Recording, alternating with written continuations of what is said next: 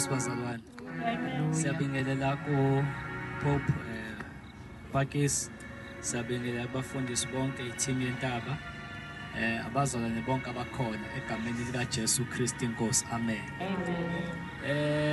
Ngizonamukela bafowethu bazalwane egameni lika Jesu. Umfundisi uNgcobo lo.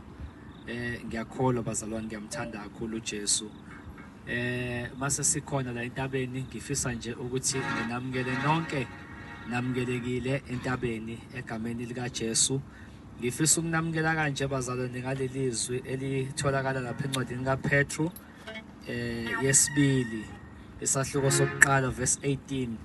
Impela lelizwi salizwa livele ezulwini sikanye naye entabeni engcwele. Impela lelizwi salizwa livele ezulwini sikanye naye entabeni engcwele.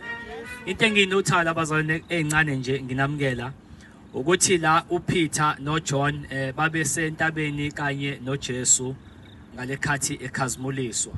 So ukhuluma ngaleyo nto ke la uPeter ayilandayo uma ngabe uJesu ekhazimuliswa bathi bona bangofakazi balizwa ke izwi lesiprofeti elalikhuluma entabeni. Number 1 bazalwane, into esiyitholayo uma ubuka ofakazi bambaxambili. Kukhona ofakazi aba reliable naba irreliable ofakazi. Fakazi o irreliable ufakazi one hearsay evidence. Bese ufakazi lo o reliable nofakazi bakhe admissible in court ufakazi oyi eyewitness. Ngoba akakhulumi into ayizwile, kodwa ukhuluma into ayibonile. Nathi sikhona la entabeni bazalwane, sizozwa izwi lesiprofeto.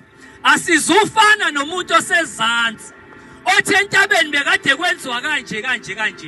Kodwa thina we are the part of intaba nento eyenzeka la nemovement kaNkulunkulu la.